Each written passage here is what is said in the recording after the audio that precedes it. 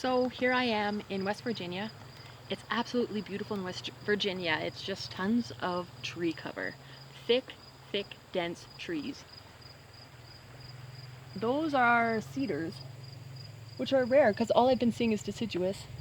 And yeah, just as you can see, as far as the eye can see, it's just this dense, dense, dense thicket. And when you're driving down the highways, that's all you see. It's absolutely amazing.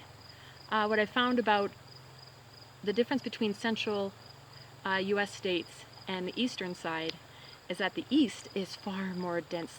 The roads are just too numerous to try to navigate, where in North Dakota, South Dakota, Nebraska, Kansas, all of those places, you know, I could look at a map and be like, okay, here are my 5 roads to choose from. I'm going to kind of go this way. I look at the eastern maps and it's a maze. I'm like, wow, this is amazing. So I've spent a little bit more time on the interstates. Had I had budgeted my time, maybe made a Gantt chart, I would have been able to do a lot more of the back roads on the last leg. But everything's turned out. I've been at amazing campsites along the way, and this one is absolutely breathtaking. And yeah, I've already met the people that run it, and they're absolutely amazing. I plan to hit up Washington, D.C. tomorrow. I plan to stay there for 2 days. I think it's about 300 kilometers away, I'm not too sure. But I'll wake up early tomorrow morning and make the push. I might fly in Saturday or Sunday. Still haven't bought a ticket.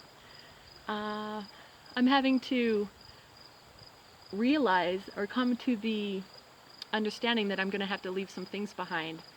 And for those who know me, they're like a part of who I am. Like this chair, I bring this chair everywhere. This chair goes to ball, this chair goes to, you know, nieces and nephews' soccer games. The chair is always with me, and I'm going to have to leave the chair. And then my little blue cooler, everyone always is like, oh, there's Amanda, because that's her little blue cooler. She brings it everywhere. There's always 2 beer in it, and there's always full of ice.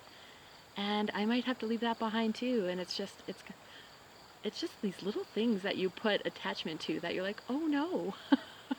But there'll always be more chairs, and maybe I'll get a better cooler, so that'll be good. Maybe a brighter one. Yeah, sun's just dipping behind the trees now. It's like rolling hills. It's been like that way for like the last 2 states. Surprisingly, Kentucky was extremely forested. I was at the northern part of Kentucky. I picked up some bourbon. I had to make sure. I've been doing a crazy push for the last 2 days.